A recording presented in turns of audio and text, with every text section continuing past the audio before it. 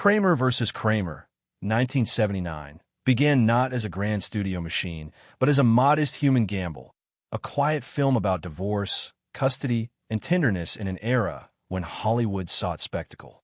Its money story was one of belief in intimacy, of choosing emotion over excess, and of trusting that ordinary lives could still command attention on the screen. From the earliest meetings, those who agreed to make it knew they were betting on truth rather than volume. The film's financial journey unfolded like its narrative, cautious, emotional, uncertain, and deeply personal. The project's early conception carried hesitation. A domestic drama did not promise immediate returns, and its tone, subdued, observational, deeply rooted in dialogue, stood apart from the cinematic noise of the late 1970s. Investors approached it with careful hands. They sensed quality, but quality alone rarely guarantees profit. What drew them in was faith in the performances yet to come, particularly the collaboration between a director known for sincerity and an actor whose precision had already become legend. That faith became the film's first currency. During development, the flow of money reflected the film's emotional realism. There were no vast sets, no elaborate spectacles to absorb cost, but there were people, many of them, whose work required time, patience, and care. The rhythm of spending followed the rhythm of conversation rather than construction. Most of the film's energy was devoted to capturing nuance. A father learning to cook for his son, a mother struggling to find her voice again, two people discovering what love costs when it changes form. The production's financial texture mirrored that intimacy, steady, deliberate, rarely wasteful. The heart of the production beat in New York apartments and courtrooms. Shooting in real locations rather than sound stages saved money, but it also created constraints that demanded precision. Every hour mattered. Every retake carried weight. The crew moved through the city's streets with quiet discipline, aware that time itself was the most expensive resource.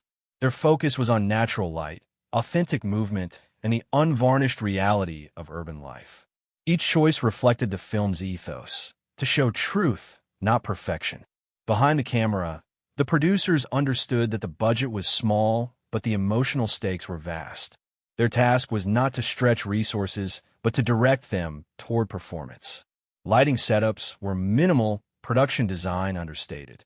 The director preferred the grain of imperfection, which conveniently aligned with the financial reality of limited means. What might have been a constraint became a defining aesthetic. The modest scale of the film allowed its authenticity to breathe. The actors, too, became part of this money story. They were aware that the production was running lean, that every delay or indulgence cost not just time but tone. Their preparation reflected this discipline. There were no elaborate rehearsals or months of location scouting. Instead, the focus was on chemistry, trust, and emotional continuity. The intimacy of the script meant that the real investment was human: faith in co-stars, patience with the process, and surrender to the story. The economy of money became an economy of truth. When the camera rolled, the film's financial restraint could be felt in its rhythm. Scenes unfolded in real time, often without interruption, allowing emotion to develop naturally. The absence of technical extravagance forced everyone to rely on instinct. Lighting adjustments were minimal, takes were kept few, and improvisation was encouraged where it saved retakes. The result was a workflow that mirrored the film's themes, people adapting to new limitations, finding grace within them. Post-production carried its own form of financial tension. The editing room was where patience and precision collided. Because the film depended so heavily on tone, even small decisions carried weight. There was no budget for endless experimentation. Each cut had a count. The editor worked with restraint, allowing silences to linger, trusting in pauses. The same scarcity that had defined production continued here, shaping a final product that felt deliberate yet unforced. When the film was ready for release, its financial story entered its most delicate phase. The producers knew they did not have the luxury of a vast marketing push. They relied instead on word of mouth, critical reception, and the emotional resonance of its subject matter. Advertising leaned into the performances rather than spectacle, emphasizing the human story. It was a risk, banking on empathy instead of excitement. Yet that gamble would define its success. The release began modestly, with a handful of screens. The initial box office reports were small but steady. The audience reaction, however, was immediate and profound. People recognized themselves in the film's quiet battles, in its depiction of loss and love reborn. As word spread, the film's financial shape transformed. It began to grow outward from small theaters to larger circuits, not through hype but through reverence. The numbers followed slowly but persistently, each week building on the last. For those who had carried the burden of making it, this growth felt like validation. The money that had once trickled in with caution now flowed back with gratitude. The project's modest origins gave its success a sense of moral rightness. The crew and producers saw that restraint had been its strength, that by focusing on truth rather than scale, they had tapped into something universal. The financial result became an echo of the film's message. Value does not come from size, but from sincerity. Still, the aftermath carried its own complexity. The film's success brought recognition that far exceeded its scale, and with that recognition came the slow machinery of accounting. Payments, residuals, and settlements trickled through the months that followed, mirroring the film's own slow, emotional resolution. Everyone who had given part of themselves to it, actors, technicians, producers, watched as the quiet story they made out of faith continued to repay that faith in ways beyond money. Years later, looking back, the financial journey of this film reads like its emotional one. It began with fear, continued through endurance, and ended with peace. There were no sudden windfalls, no legendary overages or collapses, only a steady return that mirrored the honesty of the work itself. The money followed the emotion. The flow of resources matched the flow of feeling. Small, deliberate, profoundly human. In the simplest terms, this was a film that proved that intimacy could be profitable, not just commercially, but spiritually. Its investors learned that emotion, handled sincerely, holds its own kind of market power. Its creators discovered that scarcity can sharpen focus, and its audience found in its simplicity a reflection of their own lives, a reminder that sometimes the smallest stories yield the greatest rewards. By the time the final statements closed and the ledgers settled, the outcome was unmistakable. What had started as a modest, almost fragile venture had grown into something lasting. The film had paid its debts, honored its promises, and transcended the limitations of its budget. In doing so, it left behind a lesson for anyone who would listen. That money, when guided by truth, does not just fund art. It becomes part of it. The journey from page to screen, from risk to reward, carried no glamour, only grace. Every dollar spent was visible on screen, not in luxury or spectacle, but in honesty, in warmth, in the eyes of two people learning how to love through loss. The film's financial path, like its story, was a meditation on what it means to care, to risk, and to endure. It began as an act of faith and ended as proof that sincerity, even when fragile, can sustain an entire world. The production existed in the space between simplicity and precision. Its scale was deliberately human, its rhythm guided not by spectacle, but by intimacy. What appeared on screen, a father and son learning each other in the wake of abandonment, reflected the kind of small-scale filmmaking that depends more on patience than on resources. The film's world consisted of familiar rooms, shared breakfasts, park benches, courtrooms, offices, and streets that looked like any cities. That ordinariness was its ambition. The production team understood early that grandeur would betray the story. What they sought was clarity, the beauty of real things handled with care. The shooting days followed the logic of a clock rather than a calendar. The director worked within modest boundaries, both financial and logistical, but within those boundaries he found precision. The scale of the production was not defined by the number of people on set or the size of equipment trucks, but by attention, The weight of detail in a small gesture, the silence after a line, the faint tremor in a child's hand reaching for his father's. Every moment was treated like a scene of consequence. That approach turned the limitations of the project into an aesthetic. The absence of excess became the texture of truth. Working in New York gave the film its natural framework. The crew moved lightly through lived spaces, apartments with scuffed floors, narrow hallways, real sunlight cutting through blinds. Instead of dressing the world to match a script, the script bent itself around the world. The crew captured life as it unfolded, with minimal interference. The production could not afford artificiality. It thrived on imperfection. In the controlled chaos of the city, the film found its rhythm, steady, spontaneous, alive. The actors carried much of the production's weight. Their performances were the film's architecture. There were no visual distractions, no vast sets or orchestrated scenes to hide behind.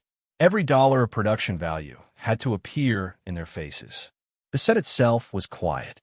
The crew learned to move with the actors rather than around them. Lighting was subtle, built to disappear. Camera movement was restrained but deliberate, designed to catch emotion as it flickered rather than choreograph it into place. The scale of filmmaking became emotional rather than physical. Because the film revolved around relationships, the shooting schedule adapted to the needs of the performances. Scenes were sometimes repeated, not for technical perfection, but for emotional rhythm. The budget allowed little room for indulgence, yet the director spent generously on time when it mattered. A few hours of authenticity were worth more than days of artificiality. The team learned to concentrate their efforts like light through glass, focused, purposeful, unwavering. The production design reflected the discipline of restraint. Every prop, every color choice, every texture carried meaning. The child's room looked lived in, not styled. The kitchen was cluttered but warm. Offices were cold and minimal. Nothing was decorative. Everything was emotional geography. The budget could not afford extravagance, but it could afford attention. The design team worked with what already existed, enhancing it through observation rather than invention. The mood on set mirrored the story's pulse. There was a gentleness to the process, but also an unspoken tension. Everyone knew the film was fragile, a small idea competing for attention in a loud cinematic year. The crew carried that fragility like glass, careful not to break what they had built. The director's confidence held them steady. He believed that truth, handled simply, would outweigh any deficit in spectacle. That belief became their shared anchor. Coordination was intimate rather than industrial. The crew was small enough for names to matter. Meals were shared, conversations ongoing. Decisions were made on instinct, not through committees. This closeness bred trust, and that trust became efficiency. When a problem arose, a location lost, a prop delayed, it was solved by people who cared rather than by policy. The scale of the operation made flexibility possible, and that flexibility became the quiet miracle of the production. When filming reached its courtroom sequences, the production felt the full strain of its ambition. These scenes demanded control. Multiple cameras, overlapping dialogue, long takes requiring precision. The crew balanced on a fine line between authenticity and order. The courtroom, with its wood and echo, became a crucible of patience. Each angle had to capture more than action. It had to capture moral weight. Though small in scope, these days were monumental in concentration. Everyone understood that the film's core rested here. Even during these heaviest stretches, the production resisted excess. There are no sweeping camera moves, no soaring music cues. The director trusted stillness. He treated silence as dialogue, the spaces between words as revelation. The crew adjusted to this pace, learning that slowness could be a tool rather than a weakness. The film's rhythm, its pulse of tenderness and tension, emerged from that discipline. The emotional climate of the set was delicate. The story's intimacy required vulnerability, and vulnerability is costly. Actors gave more than performances. They gave fragments of themselves. Crew members became quiet witnesses, aware that they were capturing something rare. That awareness shaped behavior. Mistakes were forgiven quickly, interruptions minimized. Everyone operated with respect for the fragile balance between fiction and feeling. Budget-wise, the film's simplicity kept it safe. Without the weight of elaborate logistics or large crews, spending remained predictable. Yet that same simplicity meant that small missteps had proportionally larger effects. A delayed shoot day or weather change could ripple through the schedule. The team compensated by staying nimble. They adjusted locations, reimagined shots, replaced convenience with creativity. Each compromise deepened the film's authenticity. Post-production followed the same pattern of precision and restraint. The editor treated each scene as if it were a complete world. The pace of the cut mirrored lived time, letting moments breathe without decoration. Sound design remained subtle. Street noise, footsteps, the hum of an apartment heater. Music appeared sparingly, used as emotional punctuation rather than accompaniment. These choices made the film feel lived and rather than constructed. The modest scale also shaped morale. There was no distance between hierarchy and collaboration. Everyone knew how close they stood to both failure and grace. That proximity gave the work urgency. The director's focus on realism kept vanity out of the process. What mattered was not the polish of images, but the pulse of truth behind them. When shooting wrapped, the sense of completion was mixed with fatigue and disbelief. They had done it, built an entire emotional landscape with the tools of limitation. What had begun as a small, uncertain project now carried the weight of something universal. The set disbanded quietly, without ceremony, leaving behind a sense of shared accomplishment that few productions ever achieve. Looking back, the film's production scale reads like an act of resistance. It defied the assumption that magnitude equals power. By choosing minimalism, it discovered depth. By operating within small means, it revealed large truths. The intimacy that defined its story extended to every aspect of its creation. It was a film built by people who trusted that quiet work could still echo loudly. Every frame carries that belief. The flicker of a lamp, the clutter of a breakfast table, the half-finished painting in the background. These details speak of a production that understood scale differently. Its grandeur was emotional, not visual. Its cost was measured in effort, not expenditure. What began as a logistical constraint became a creative philosophy, a lesson that would endure far beyond its own making. In the end, the film's smallness became its monument. Its scale, modest on paper, felt vast in the heart. It proved that a handful of rooms, a few faces, and a truthful story could hold more magnitude than any spectacle. The production's greatest triumph was its restraint, its willingness to believe that humanity itself was enough. That belief remains visible in every frame, quiet but unshakable, the lasting echo of a film that found grandeur in the smallest possible space. The financing of the film unfolded in small, deliberate increments, a slow rhythm of persuasion and belief. Early confidence was fragile. The story, a father learning how to live after his wife leaves, did not promise the kind of returns that investors like to imagine. It offered no spectacle, no easy marketing hook. What it did offer was sincerity, and sincerity rarely comes with guarantees. The people who agreed to fund it understood that they were backing tone, not scale. Their commitment grew less from expectation of profit than from trust in the director's clarity and the actor's power to carry emotion without ornament. Support aligned over time, not through a single act of faith, but through many quiet affirmations. A script passed from hand to hand, each reader recognizing its honesty.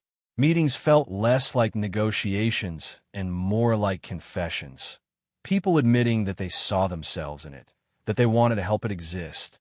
Early backing came cautiously, enough to move forward, but not enough to breathe easily. There was a sense that the film would have to prove its worth at every stage, earning each next step with evidence of care and momentum. Pre-production began under this fragile balance. Small advances of funding arrived like lifelines, tied to schedules and updates. The team learned to work within the rhythm of waiting. Approval for one phase would unlock the next. The crew, used to larger productions, adjusted to the humility of this one. They discovered that the absence of excess bred solidarity. Everyone felt the weight of each dollar, the intimacy of each choice. Once cameras rolled, the rhythm of cash flow matched the rhythm of the story itself. The film was about patience, endurance, and adjustment, and the financing mirrored those themes almost exactly. Payments came in sequences, steady, then paused, then resumed. The producers balanced faith against logistics, using early success to encourage later confidence. When rough footage began to show the film's power, hesitation among backers softened. What had begun as uncertainty started to feel inevitable. The work itself became its best argument. The timing of money was both constraint and guide. Some days, the production had to wait for approvals before proceeding, forcing a slower pace that ended up enriching the film. The director learned to use downtime creatively, rehearsing scenes, refining dialogue, allowing the emotional world to deepen. Waiting, which might have been frustration in another context, became process. The film grew more human because it had a pause for breath. Crew morale depended heavily on this rhythm. Everyone knew that the production was lean, that each new day required careful management. But because of the clarity of purpose, tension never turned to despair. They believed that the film would find its way because it deserved to. That belief replaced the comfort that money usually provides. When new funding arrived, it brought not luxury, but relief. Relief that the story could continue. The financiers, watching from their distance, felt a quiet transformation of their own. They saw that their investment had become more than numbers on paper. It was now an emotional commitment, a living thing they had helped create. When they received the first footage, a father and son burning toast in a small kitchen, they understood why restraint had been worth it. The film was proving its truth with every frame. Confidence began to replace caution, and with it came steadier support. As production advanced, cash flow stabilized. The team moved through its schedule with increasing ease, each department learning how to stretch its limits. There was still little margin for error, but there was growing faith that the work was being guided by something larger than luck. Each week brought renewed confirmations that the film's simplicity was its strength. Those confirmations made the waiting easier. In post-production, the financial rhythm shifted again. Editing and sound required patience, and patience required trust. The producers managed staggered payments, balancing what was owed with what was possible. Everyone involved had learned the pattern by now. Progress followed by pause, motion followed by stillness. The editor worked quietly through it all, refining scenes in the gaps between transfers, letting emotion settle before returning to the cut.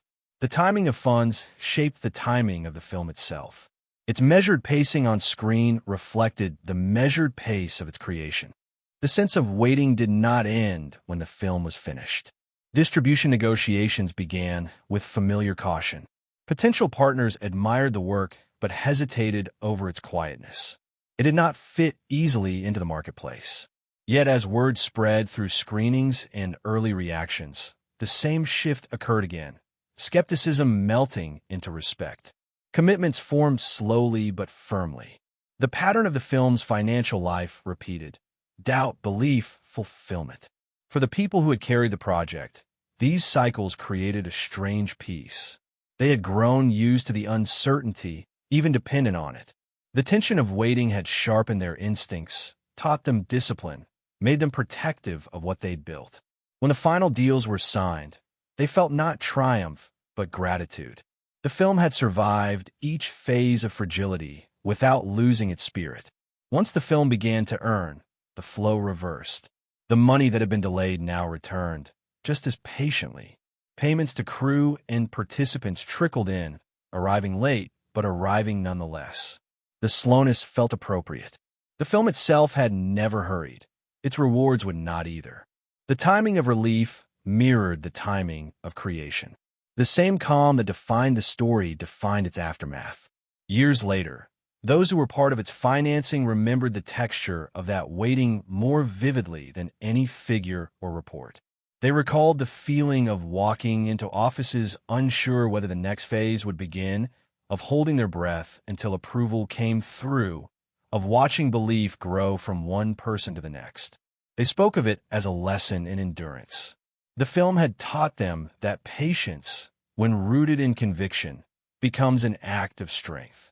In the end, the rhythm of its financing had written itself into the film's DNA. Each pause, each hesitation, each late-arriving check had mirrored the emotional arc of the story it told. A slow, uncertain journey toward connection, trust, and resolution. The money had moved the way love does in the film. Fitfully, cautiously, but always forward. And when everything finally balanced, it was not triumph that everyone felt, but quiet understanding. That the process had been exactly as it needed to be, that the film's heartbeat had been guided all along by the same rhythm that shaped its story. Patience rewarded, faith returned. Ambition was modest, but deeply felt, the kind that measured greatness in honesty rather than spectacle. The creative scope of the project was confined to apartments, offices, parks, and courtrooms, yet within those walls it sought to capture the entirety of a human life unfolding. The filmmakers understood from the beginning that their challenge was not how much to show, but how deeply to feel.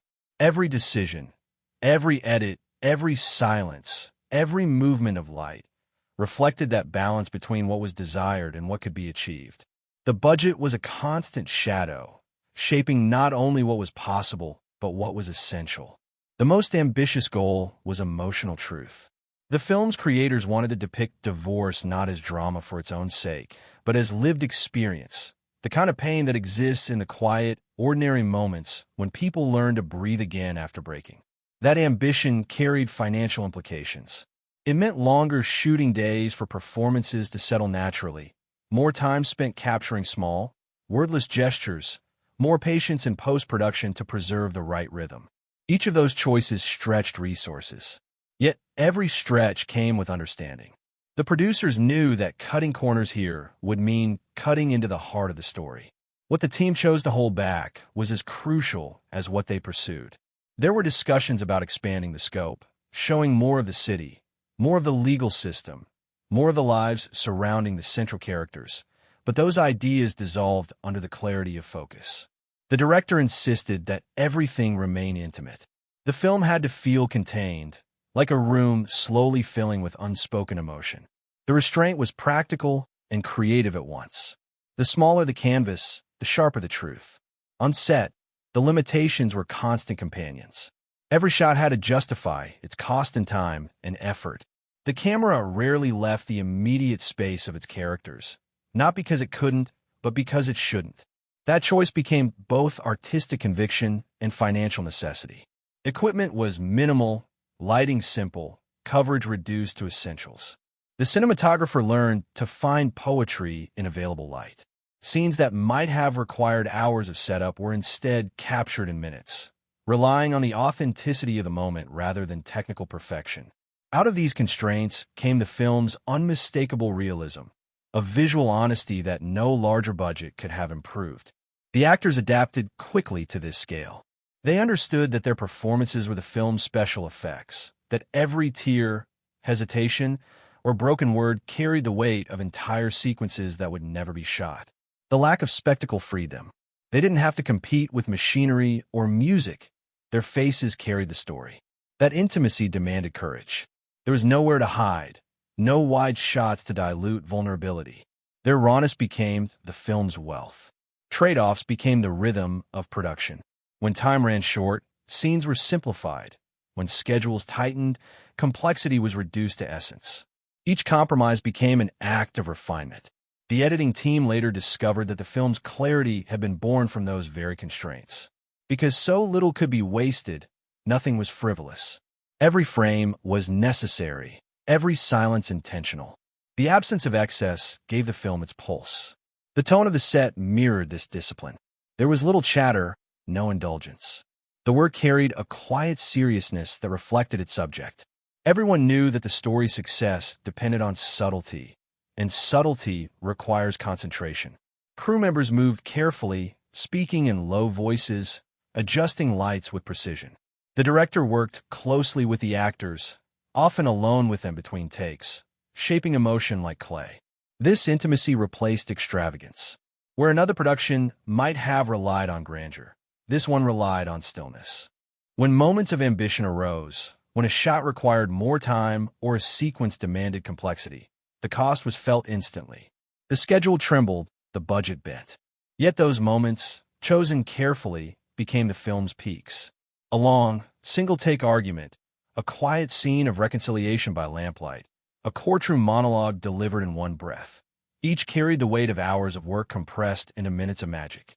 The team learned to spend their limited resources not on quantity, but on precision.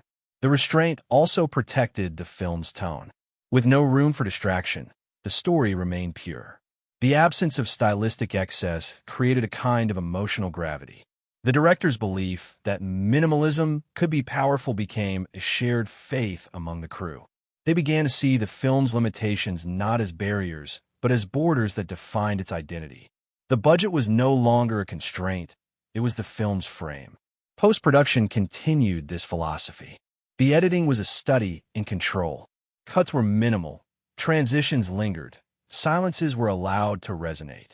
The composer, working with limited means, created music that felt like breath, subtle, internal, invisible.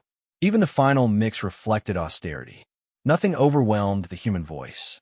The restraint that had guided the shoot extended to the final assembly. By the time the film was complete, its creative logic had become inseparable from its financial one. The size of the project shaped its morale. Because the team was small, every person felt ownership. There were no invisible laborers, no forgotten credits. Everyone could trace their contribution directly to the screen. That closeness fostered care. People stayed longer than required, offered more than expected. The simplicity of the film had turned the process into a kind of collective meditation. It wasn't about spectacle or gain. It was about precision, empathy, and truth. The director's sense of proportion kept everything in balance. He knew that emotion, like budget, could overflow and ruin the composition. He guided his team with restraint, reminding them that understatement was not emptiness but discipline. When the performances threatened to grow too large, he pulled them back. When they risked retreating, he gave them silence to breathe. The control of tone became the control of cost. The result was a film that looked effortless but had been built from constant negotiation. Every scene bore the imprint of a decision made between vision and feasibility. The financial constraints had forced a kind of creative honesty. There was simply no room for artifice. What remained was pure intent. Viewers later described the film as authentic, immediate, deeply human. Few realized that its realism had been born from necessity. In the years that followed, the film became a reference point for how budget logic can shape beauty. It proved that limitation, when understood rather than resisted, can guide art to clarity. The creative team, reflecting later, saw that their restraint had not reduced the film, it had revealed it. By holding back, they had made space for emotion to fill every corner. The result was both lean and luminous. The project's ambition had been to tell a simple truth beautifully, and its constraints had ensured that nothing got in the way of that goal. The balance between scope and restraint became its quiet genius. What it attempted, it achieved, not through abundance, but through focus. The film stands as proof that the size of a production does not determine the size of its soul. It is remembered not for what it lacked, but for how it used every limitation as if it had been designed that way from the start, turning scarcity into grace, discipline into art, and necessity into the purest form of creation. Awareness began as an afterthought, a whisper that turned into a conversation. No one expected a domestic drama to command public curiosity. The marketing team, working with quiet precision, knew that the film's emotional power could not be sold through spectacle. It had to be discovered rather than declared. They designed its emergence the way one unveils a painting, slowly, carefully, allowing the audience to approach on their own terms. Posters were understated, the palette muted, the focus entirely on faces. 2. sometimes three, framed not as celebrities, but as people in the middle of something real. That simplicity became the campaign's language. The first screenings were arranged in intimate theaters, chosen for their quiet atmosphere rather than their prestige.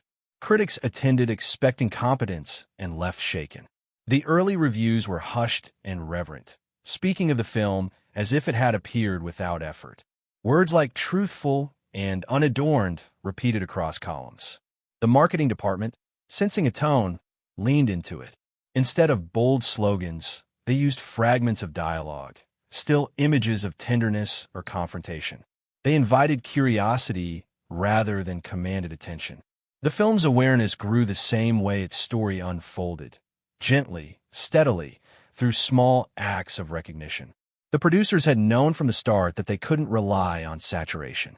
The budget would not allow it, and even if it could, noise would have betrayed the film's mood. What they sought was credibility. The campaign emphasized the universality of the film's subject, marriage, separation, parenthood, and its reflection of the times when families across America were beginning to acknowledge new shapes of love and loss. The tone of the advertisements mirrored the empathy of the script. There was no sensationalism, only invitation. Word of mouth did the rest. The audience found itself in the story. Early viewers left the theater carrying something heavy but cleansing, the kind of feeling one needs to discuss with someone else. That instinct to share became the film's most powerful form of marketing. Conversations spread faster than billboards ever could. The audience began to describe the film not as entertainment, but as truth. Couples, parents, friends, even strangers compared their own lives to what they had seen. Each retelling pulled new people into the theater. The film's growth was organic, sustained by identification. Inside the production offices, the mood was calm but alert. They watched the numbers rise slowly, not dramatically. The film's awareness curve was horizontal rather than vertical, a gradual expansion that refused to fade. Its success belonged to time, not to spectacle.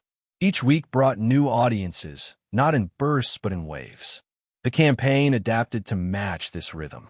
Advertisements shifted tone from introduction to reflection, presenting the film not as a release, but as an event in progress. The strategy was subtle. It encouraged audiences to join a conversation already happening rather than start one. The actors became ambassadors almost by accident. Interviews revealed their humility and vulnerability, and those qualities mirrored the characters they played. There was no separation between life and art in how the public perceived them. That authenticity fed back into the campaign. Rather than hiding the emotional difficulty of the performances, marketing leaned on it, positioning the film as both artistic achievement and emotional experiment. It was presented not as a story to watch, but as an experience to feel. The press coverage evolved accordingly. Feature stories avoided the usual glamour. They discussed process, exhaustion, and realism. The film became an emblem of a new kind of Hollywood maturity, a signal that intimacy could be as compelling as scale. This reframing changed audience expectations. People who might have dismissed a custody drama as too quiet began to see it as essential viewing, something to measure their own humanity against. The marketing team capitalized on this sentiment without exploiting it. They allowed the film's tone to dictate its outreach. Everything remained restrained, thoughtful, conversational. As the film's reputation deepened, awards buzz began to circle. That secondary wave of awareness gave the marketing effort new life. Campaign materials emphasized not victory, but resonance. The image of the father and son at breakfast became iconic, reproduced endlessly without alteration. The marketing department understood that they had found a symbol simple enough to contain everything. They stopped trying to expand and instead refined, keeping the visuals consistent while the world around them grew louder with other films competing for attention. The quiet approach made their standout even more. For the team managing awareness, the film's release period became a study in patience. They learned to resist the instinct to accelerate. When the film entered larger markets, it carried with it the whisper of authenticity that smaller venues had nurtured. The tone of conversation remained reverent, intimate. People spoke of the film the way one speaks of a confession shared.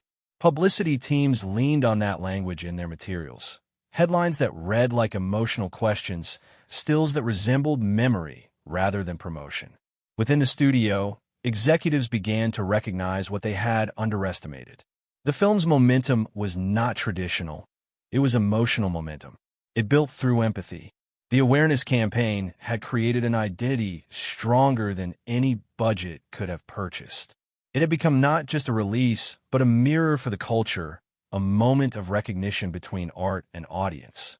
The marketing division, usually measured by reach and frequency, now measured by tone.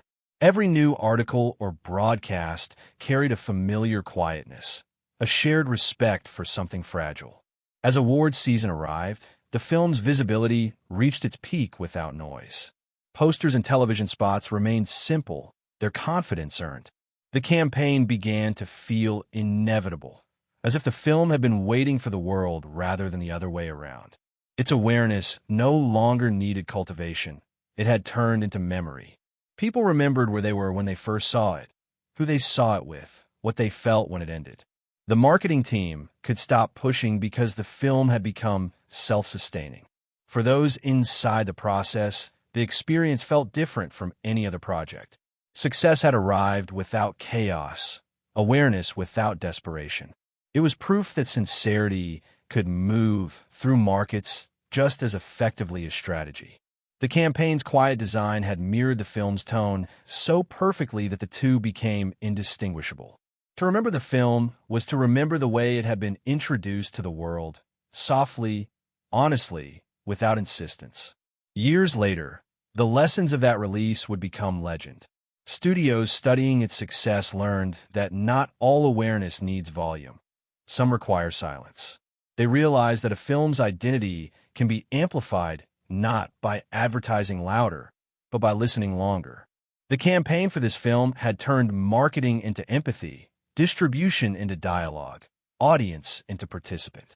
When everything was over, the team looked back and saw a perfect alignment between product and presence. The story of awareness had mirrored the story of the film itself.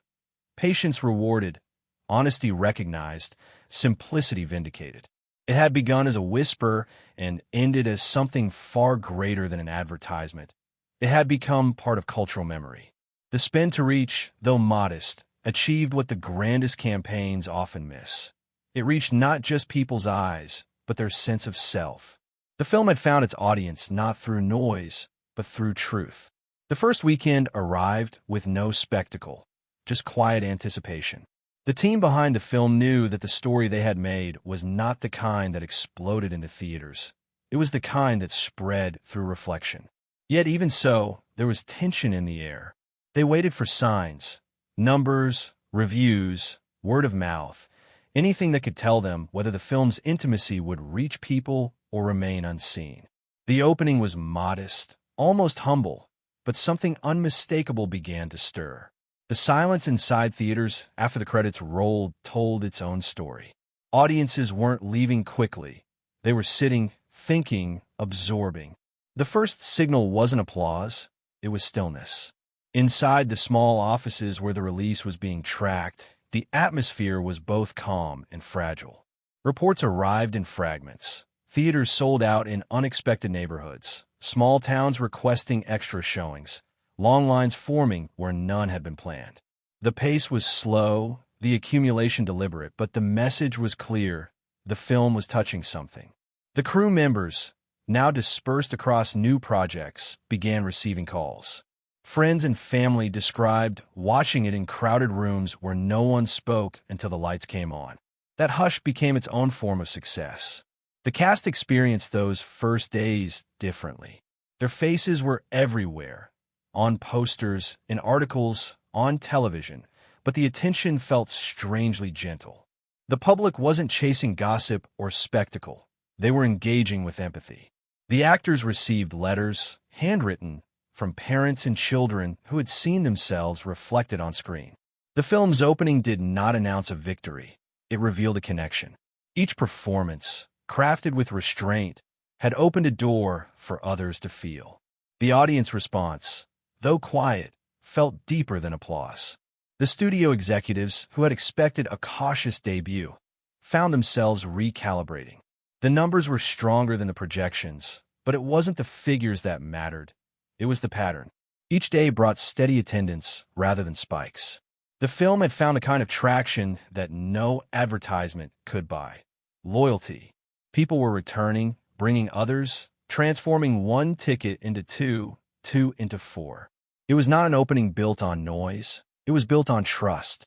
Inside the distribution rooms, the feeling was one of measured wonder. The data looked like a heartbeat, calm, consistent, alive.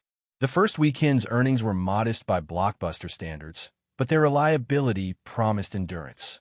The film was proving what few dared to believe, that a story about ordinary love and loss could survive in a marketplace designed for speed. Its success was not a wave. It was a tide, slow but unstoppable. For the director, hearing the first reactions felt surreal. He had spent months inside the film's silence, uncertain whether its intimacy would carry beyond the set. Now, reading reviews that described the experience as life-changing, he realized that the restraint had been worth it. The mood among the producers was cautious joy. They remembered how fragile the project had been, how carefully every dollar had been stretched, and now they watched it generate something far larger than they could have purchased. The first box office summaries were small victories, but the emotional impact was immense. They understood that the true result would not come in numbers alone, but in momentum. If the film held through its second and third weekends, it would have proven the one thing they had believed all along, that authenticity has its own market. The theaters themselves felt the difference. Projectionists noticed that audiences stayed seated through the credits. Ushers reported people emerging in tears, silent, sometimes holding hands. Managers requested additional showings not because of demand for entertainment, but because of word of mouth built on reverence. It was as though the film had entered the world quietly, only to find that the world had been waiting for something quiet. By the end of the opening weekend, the chatter had shifted. Industry observers who had dismissed the project as too small began to speak of it as the surprise of the season. The marketing team, careful not to disrupt the tone, made no sudden changes. They allowed the audience to lead. The campaign became reflective rather than persuasive, echoing the emotions people were already expressing. The momentum now belonged to the public, not the studio. For the actors, the response carried personal resonance. They were praised not for glamour, but for courage. Their vulnerability was being recognized as artistry. The intimacy they had given to the camera now belonged to millions of strangers, and that transition was both rewarding and humbling. They saw how far honesty could travel when protected from excess. Over the following weeks, the trajectory continued its quiet climb. Each weekend held steady or dipped only slightly, a rare occurrence. Theaters extended runs. Word spread internationally. The film was proving durable. Audiences treated it as an experience to share, not consume. Couples discussed it afterward. Families watched together. Parents brought their grown children. It became part of conversations about real life rather than just cinema. The first weekend had not just marked a release. It had set a tone of sincerity that audiences continued to reward. The studio executives, initially cautious, began to understand that they had underestimated the film's potential. The slow build of revenue reflected something deeper than commerce. It indicated trust between film and viewer. Unlike a typical opening that fades after its debut, this one seemed to strengthen with time. Each week's consistency was a kind of applause stretched across days. Within the production circle, gratitude replaced anxiety. The director, cast, and crew realized that the film's financial arc mirrored its emotional one. It began with uncertainty, found strength in patience, and ended in quiet triumph. The success felt earned, not through hype, but through humanity. There was no celebration, only acknowledgement. They had made something that would last. As weeks turned into months, the film's early signal became its legacy. It held its place in theaters long after larger, louder competitors had disappeared.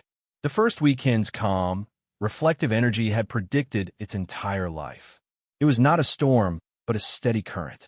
The film's path through the box office became an argument for patience in an industry that rarely had any. For the financiers, this slow and steady trajectory was more satisfying than a sudden surge. It confirmed the wisdom of restraint. The returns, though gradual, were stable. There was comfort in that rhythm, the film earning the way it had been made, deliberately, with care. By the end of its run, it had surpassed every expectation without betraying its tone. When the final tallies came in, the film's opening weekend no longer seemed small. It seemed perfect. It had matched the film's character: humble, truthful, enduring. The internal team, remembering the anxious waiting of those first 3 days, could now smile at the irony. What they had feared was too quiet had been just quiet enough. The first signal had not shouted success. It had whispered permanence. And that whisper has never stopped echoing. Distribution unfolded like a long exhale after months of contained breath. The film had reached its audience, but now it had to move through the layers that turn emotion into record: bookings, prints, deliveries, and reconciliations. The same patience that had defined its making returned in this final passage. Every territory, every distributor, every intermediary treated the film with unusual care. It wasn't just another title to circulate. It was a story that had already proven its staying power. The machinery of release, so often impersonal, felt softened by what the film carried. The path outward began small. Theaters extended their runs, new ones joined, and screenings spread city by city. Each expansion brought new contracts, new hands handling the reels, new invoices to track. The producers, who had long since learned to live with slowness, moved through this process with calm. They knew the film's rhythm. It grew by word, not by wave. The same quality that had made it hard to market now made it linger. Distribution became less about saturation and more about endurance. Inside the offices, the logistics played out like music with long rests between notes. Shipments confirmed, receipts filed, correspondence folded neatly into folders that no one rushed to close. The team had seen chaos before, but this was different. The success was steady, the paperwork routine, even deductions, the small fees, percentages, and commissions that trimmed every line of profit, felt ordinary, part of the rhythm rather than an intrusion. Each transaction, however mechanical, was a quiet acknowledgement that the film continued to live in the world. In the larger system, the film moved through familiar checkpoints: distribution percentages to exhibitors, overhead deductions, small losses to shipping, customs, advertising splits. Yet, none of it felt predatory. It was the cost of translation, of emotion turned into circulation. Those who handled the accounting saw in their columns not just money, but motion. Every deduction represented another audience, another night in another theater, another life moment shared between strangers. The numbers no longer felt cold. They were evidence of continuity. The producers had expected that these layers would test their patience, but they instead found reassurance in them. After the intensity of production and the delicate tension of release, the slow drift of distribution felt like rest. They received updates from territories halfway across the world: strong attendance, extended runs, letters from exhibitors describing audiences that stayed quiet long after the lights came up. The reports were business documents written in the language of emotion. Each confirmation arrived like proof that the story's quiet truth had crossed borders without translation. For the director, the process was invisible but deeply felt. He knew that the film had left his hands long ago, but hearing of it playing in distant cities filled him with a strange calm. The same patience that had defined his work on set now defined his acceptance of its new life. He had always wanted it to reach people slowly, and now that was exactly what was happening. The system that once seemed cold and mechanical had become a vessel for grace. The crew, scattered across new projects, felt the continuation through rumor. Someone would mention hearing that the film was still screening, that it was winning awards abroad, that new audiences were finding it months later.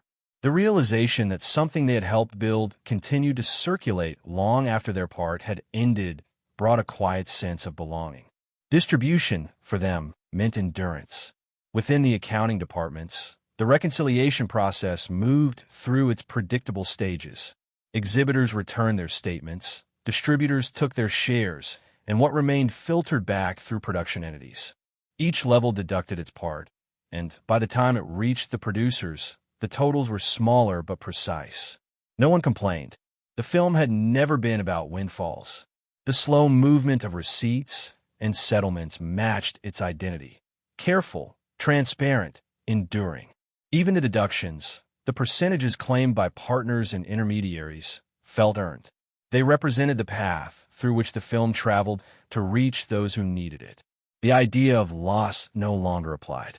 Every subtraction had carried purpose. The producers, who had once braced for anxiety at every report, now found themselves strangely comforted by the regularity of it all. The balance sheets became a kind of echo of the film's tone, measured, honest, human. Theaters gradually replaced prints with new ones. Reels traveled back to storage houses or were kept as keepsakes. With each return shipment, a piece of the journey closed. The circulation slowed, but it did not vanish. Television syndication followed, then international broadcasts, each accompanied by new rounds of paperwork and deductions. Yet the emotion never faded. The film's quiet dignity seemed to follow it through every platform.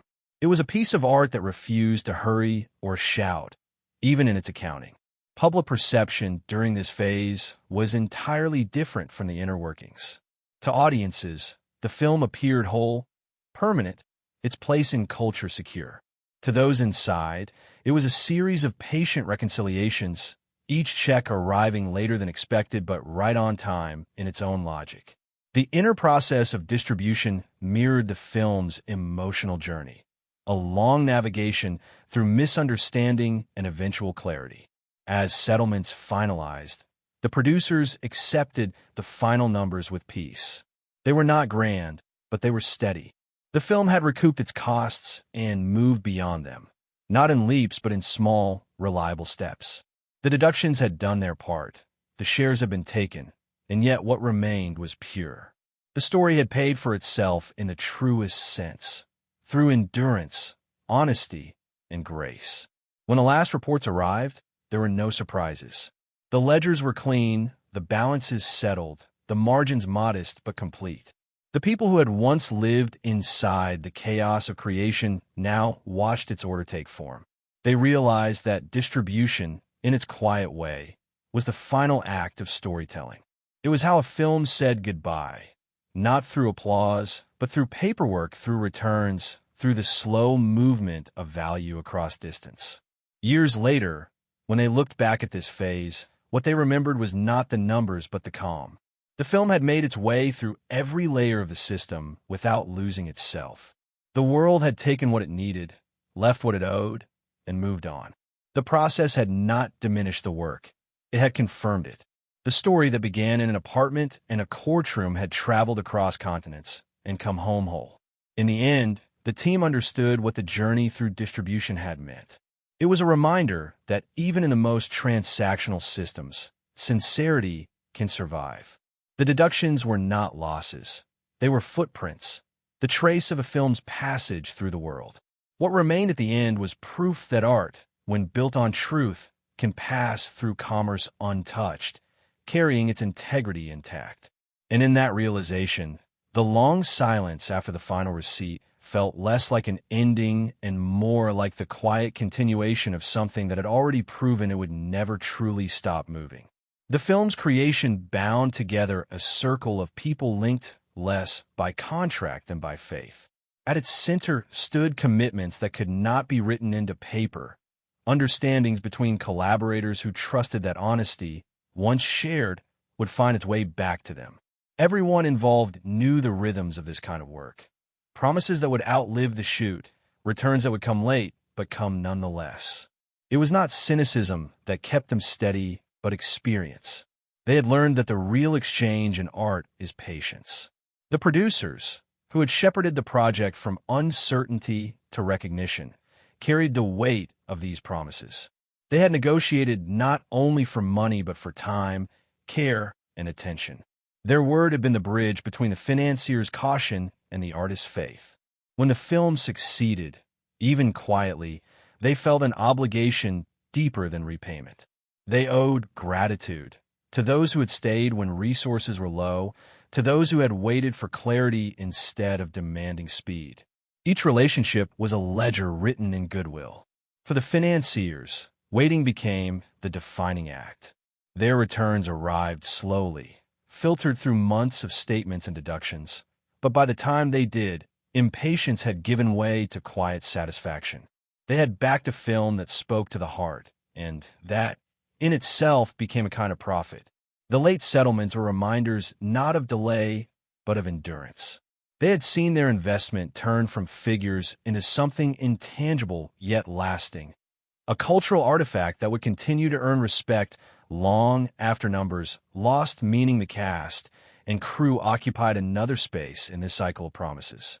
Some waited for delayed payments, others for recognition, all for the closure that only time could deliver. They had given more than labor. They had given emotional truth. The film's success carried their faces and fingerprints across the world. Yet each of them knew that acknowledgement travels slower than fame. When their work was praised, it felt like a quiet settling of accounts. The waiting that had once been anxious now felt earned, even sacred. Inside the production offices, the process of finalizing payments became almost ritualistic. Every envelope sealed, every signature inked, felt like a continuation of the film's message that love and patience, even when strained, eventually reconcile. The accountants, who had once been the silent stewards of chaos, moved carefully through the final months of closure. They knew that behind every figure was a person who had waited, someone who had trusted that fairness would arrive. When the last checks went out, they were sent not as transactions, but as gestures of completion. For the crew, relief came in the form of distance. They had spent months inside apartments, streets, and courtrooms that had felt like extensions of their own lives. When the work ended, many of them found themselves revisiting those spaces only in memory. They could finally see the beauty in the struggle, the endless adjustments, the compromises that had become solutions. Their exhaustion faded into pride. The fatigue that had once seemed unbearable now felt like proof of purpose. The director's relief was quieter still. He had carried the burden of vision, the weight of every decision, and now he carried only reflection. Watching the film years later, he no longer saw flaws. He saw evidence. Every difficult day, every argument, every forced adjustment had become part of its texture. The constraints that once felt suffocating now looked like brushstrokes. The relief for him was not in what had been achieved, but in what had been survived. Among the financiers, relief took the shape of perspective. They had entered the project cautiously, prepared for loss, and emerged not just with return, but with reputation. The film had proven that sincerity could still draw audiences, that empathy could still sell tickets. They understood now that patience was not a gamble, but an asset. When the last of the revenues arrived, when the accounts settled cleanly, they felt no triumph, only peace. What had begun as a financial equation had ended as something personal. Over time, the film's endurance turned cost into memory. The long nights, the delayed schedules, the improvisations under pressure, all of it softened into stories. Crew members spoke of moments that had once driven them to frustration but now felt necessary, even formative. The set had been a crucible, and they had emerged tempered. The cost, measured in effort, had turned into skill. The sacrifices, measured in time, had turned into legacy.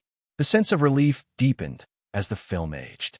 It continued to earn modestly through re-releases and broadcasts, proof that its reach had not ended with its theatrical run. But more importantly, it continued to matter. People spoke of it with reverence rather than nostalgia. The story's honesty kept it alive, and its makers took comfort in that continuity. What they had built no longer belonged to them, and that surrender became the purest form of relief. For the producers, the closing of the financial loop brought an unexpected grace. They had spent years navigating chaos, and now they were left with silence. No pending calls, no delayed checks, no crises. Just closure. They realized that the greatest relief was not payment, but peace, the absence of strain. They had finished something without breaking it. Among the team, the shared emotion was gratitude. They knew that most films end in exhaustion or regret, but this one had ended in equilibrium. The balance between ambition and means, between risk and reward, between pain and beauty, had held. They spoke of the project not as a triumph, but as a lesson in proportion. Everything they had spent, money, time, emotion, had returned to them transformed. Years later, when reunions or retrospectives brought them together again, the feeling was always the same, quiet amazement that it had worked. They watched the film and saw not scenes, but memories. The morning light in a borrowed apartment, the hush between takes, the brief smiles after difficult days. The relief had turned into affection. What once felt like struggle now felt like belonging. The film's afterlife made that relief permanent. It became a reference point, a standard for realism, a benchmark for restraint. Students studied its simplicity, critics cited its balance. Every new generation that rediscovered it renewed the creator's sense that the struggle had been worth it. The patience they had practiced continued to pay interest long after the ledgers had closed. By the time the film's participants had scattered across new lives and careers, the relief had become something deeper, acceptance. They no longer measured the experience by what it took from them, but by what it gave. The stress, the waiting, the compromises, all had been absorbed into their understanding of art. They had learned that cost and value are not opposites, but partners, that one defines the other. The final relief arrived in knowing that nothing more needed to be said. The film had already spoken for them. It carried their intentions faithfully, without embellishment or distortion. It stood as evidence that care, even when costly, leaves no regret. They could finally let it go, not as an obligation fulfilled, but as a life completed. The truest form of relief is clarity, and that is what they felt. They could see, with distance, that every challenge had been necessary, every pressure formative, every constraint creative. The pain of making had become indistinguishable from the beauty of the result. What once had been endured was now understood. In the end, the film's real cost had been time. Time spent believing, time spent waiting, time spent refining what could not be rushed. And the real relief came when they realized that this time had not been lost. It had been transmuted into permanence. The film had outlasted them all, carrying within it the memory of every risk taken and every moment of grace that followed. The cost had turned into meaning, and the relief, once fleeting, had become eternal. When the last reports had been tallied and the noise of release had faded, what remained was a simple understanding of balance. The film's journey from uncertainty to permanence had been steady, never sudden, and its final outcome reflected that rhythm. There was no miracle of profit, no quiet collapse, only the evenness that comes from work done with precision. Money had flowed in and out with the grace of a tide, and when it receded, it left the shore clean. The film had paid for itself in every sense that mattered. The director, who had spent years holding the film together by vision alone, watched this phase with distance. He understood that the act of finishing extended far beyond editing or release. Completion, in filmmaking, includes the slow ripple of promises kept. Each delayed settlement, each message confirming that someone had finally received what was owed, gave him quiet relief. The film had demanded endurance. Now it repaid endurance in kind. The circle was closing the way all honest stories should, without noise, but with grace.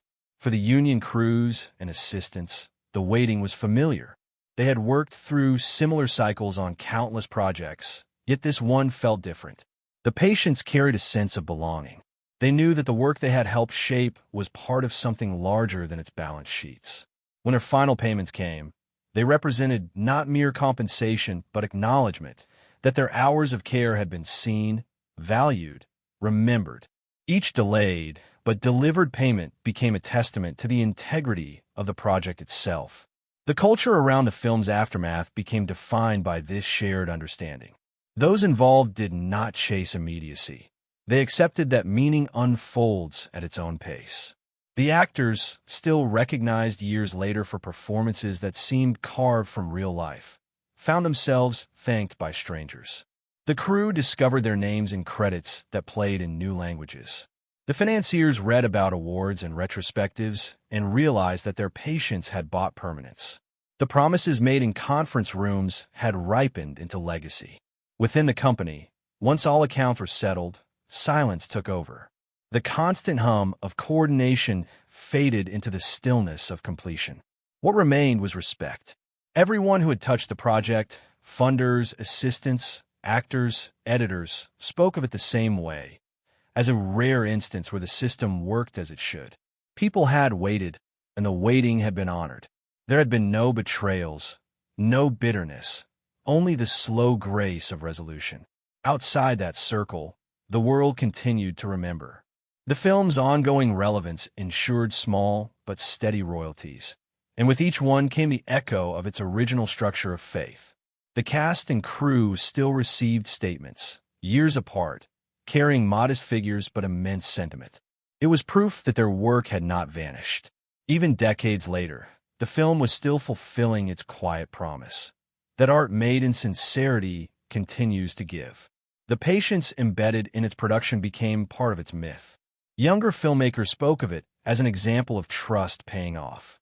Executives used it to illustrate the virtue of restraint. The story of how everyone had waited, how no one had broken the chain of confidence, became as important as the film itself. It was remembered not just as a cinematic triumph, but as a lesson in collective endurance. Those who had lived it carried the memory like an inheritance. They knew that promises, in this business, are fragile things, easily broken under pressure. Yet here was proof that integrity could survive the long, grinding arc of distribution and delay. Each participant had honored their word. Each share, no matter how small, had been recognized. That recognition bound them together long after contracts expired. Years later, at reunions or festivals, when the team gathered again, conversations often turned to that waiting. Someone would laugh about the months between completion and payment. Another would recall the exact day their statement arrived. Beneath the humor lay pride, a quiet, mature satisfaction that they had endured together and kept faith intact. In those gatherings, the film itself became secondary. What mattered was the way it had taught them to trust one another, to accept that reward sometimes moves slowly but surely. The film's legacy as a story of patience extended to its participants' lives. Many carried forward the same principles into new projects: to promise carefully, to honor commitments completely, to wait without bitterness. The example set by this production, its calm, its endurance, its grace, became part of how they worked thereafter. And so, the film's final chapter was not written on screen, but in the quiet fulfillment of its promises. Everyone who had waited was paid. Everyone who had believed was vindicated. Everyone who had given faith saw it returned. No headlines marked this closure. It arrived the way the film had arrived, softly, honestly, inevitably. The participants dispersed, carrying with them the calm assurance that what they had shared was not just work, but a bond kept. Waiting had defined them once. Completion now defined them forever. Relief came slowly, almost imperceptibly, like warmth spreading through a room once the windows were closed. The people who had given themselves to the film, its producers, its actors, its financiers, its quiet army of craftsmen, found that the feeling they had waited for was not celebration but calm. The noise of release, the intensity of promotion, the tension of accounting, all faded. What remained was understanding. The film had carried its weight through every stage and still stood whole. The sense of cost, once heavy, began to dissolve into gratitude. At first, the practical realities lingered. Payments, settlements, and clearances moved at the pace of bureaucracy. The producers continued to receive statements and confirmations, watching the slow alignment of everything they had labored to balance. But each new arrival brought less anxiety. The film had already proven its worth. The numbers were now just echoes of that proof. Every signed form, every final approval, was a quiet acknowledgement that nothing had been wasted. The cast experienced relief in more emotional terms. For months after release, interviews and public appearances had kept them tethered to the work.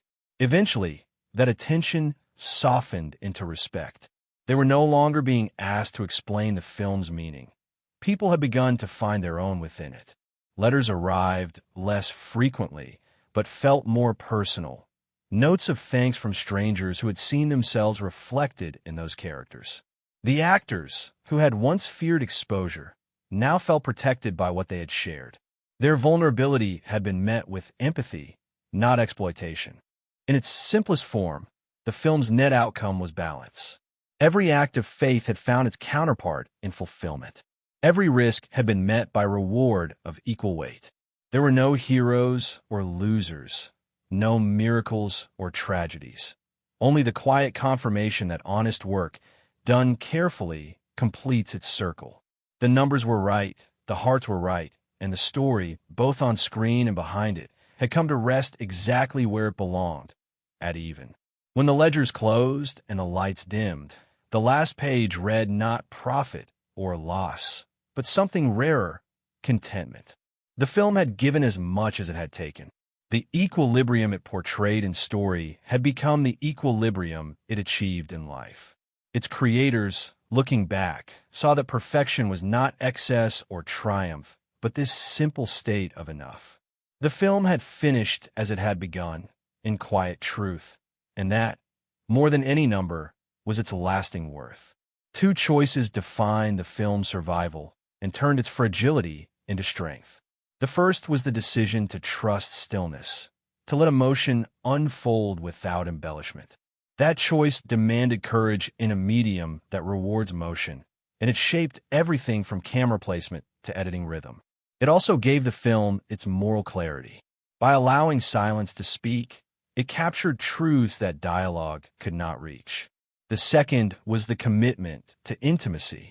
The filmmakers refused the comfort of distance, keeping the camera close enough to feel breath, to catch hesitation, to record the tremor between words. These two decisions, stillness and intimacy, became the framework through which everything else flowed. Each of those choices helped in ways that could never be planned. The restraint that once seemed risky turned into universality. Viewers saw themselves in the spaces between sentences. The small scale of the production forced an attention to human detail that elevated the story beyond its setting. What could have been a modest domestic drama became a meditation on love and responsibility, precisely because the filmmakers chose to hold rather than reach. Every quiet moment became a mirror, and in that reflection, the film found permanence. Yet every grace came at cost. The first wound was exhaustion, the human toll of chasing truth without armor. The performances, so effortless on screen, were born of repetition, fatigue, and emotional exposure. Crew members endured long hours of precision that felt endless at the time. The intimacy that gave the film its power was also what wore everyone down. When a shoot ended, it left behind silence that was less relief than emptiness. Many of the team spoke later of needing months before they could watch a frame.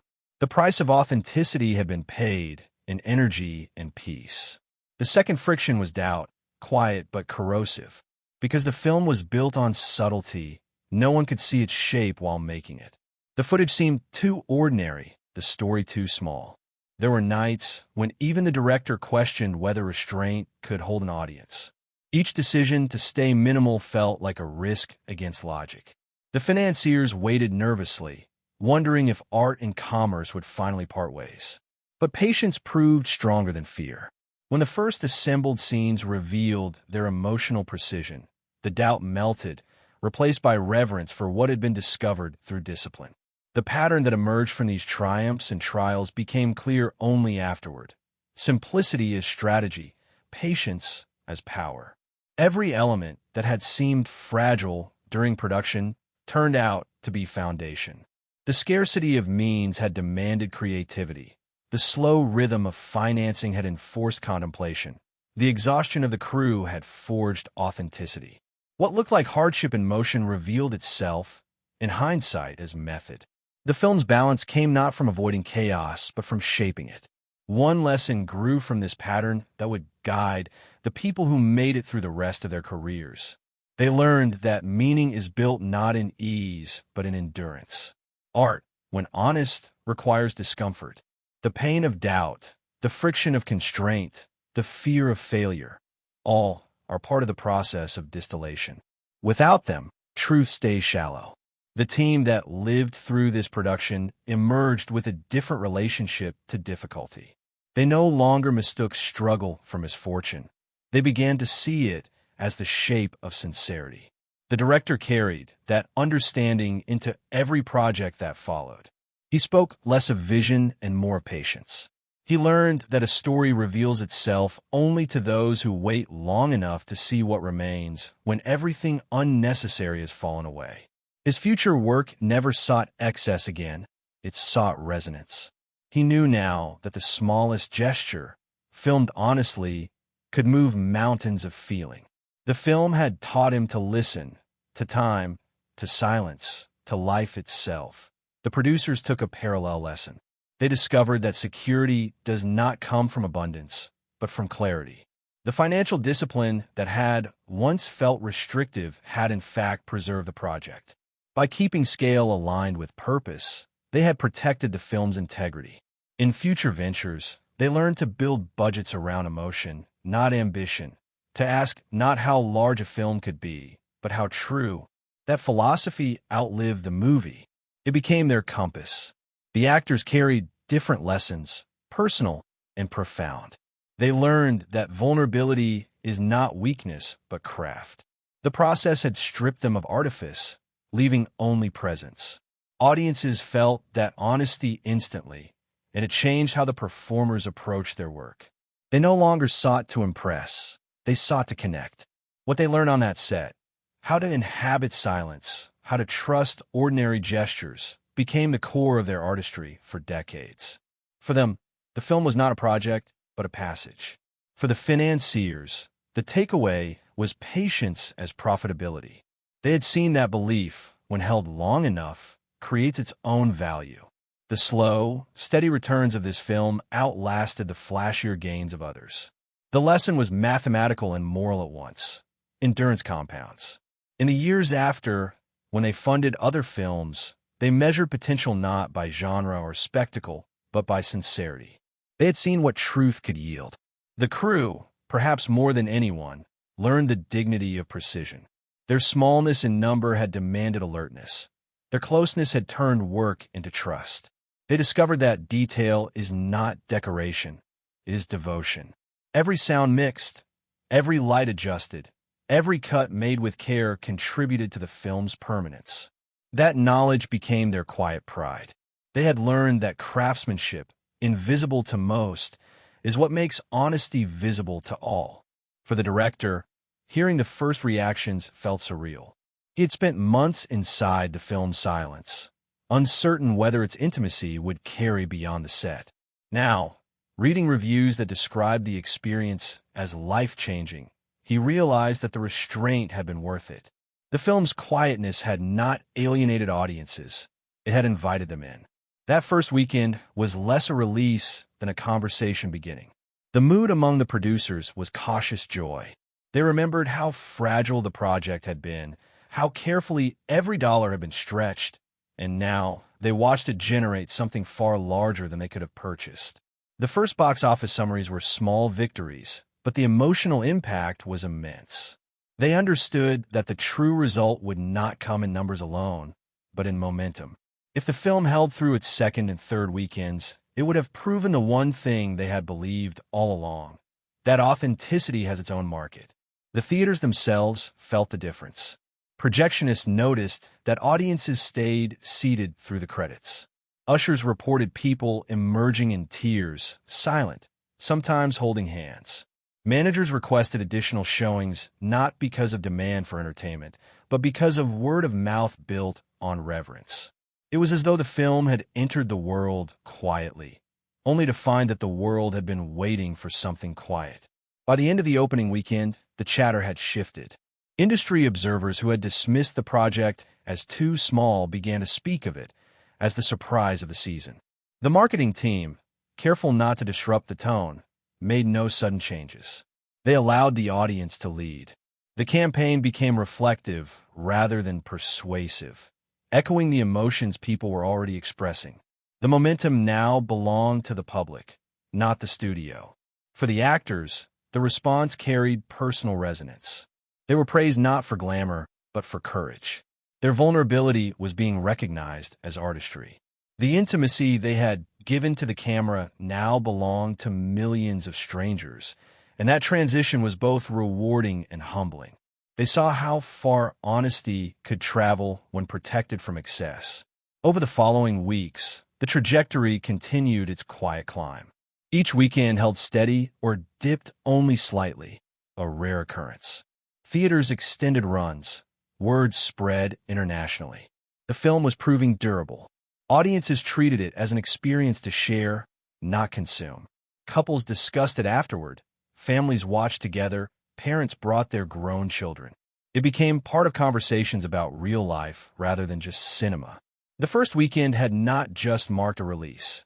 It had set a tone of sincerity that audiences continued to reward. The studio executives, initially cautious, began to understand that they had underestimated the film's potential. The slow build of revenue reflected something deeper than commerce. It indicated trust between film and viewer. Unlike a typical opening that fades after its debut, this one seemed to strengthen with time. Each week's consistency was a kind of applause stretched across days. If the film taught one collective truth, it was that patience transforms cost into meaning. Every hour of fatigue, every dollar delayed, every compromise made in necessity had turned into the very texture that audiences loved. What once seemed lack had become abundance. The filmmakers came to see that art thrives not in perfection, but in proportion, the balance between what is wanted and what is possible. That understanding freed them. As years passed and the film settled into history, its makers saw the pattern replayed again and again in others who followed. New directors cited it as evidence that sincerity could succeed, that small stories could matter, that emotion could compete with spectacle. The legacy became lesson. Patience as form, restraint as wealth, endurance as proof. The film had not just told a story about love and responsibility, it had lived one. Looking back, those who had made it spoke less about success than about peace. They had found in the process a model for life itself. To wait without despair, to work without vanity, to finish without regret.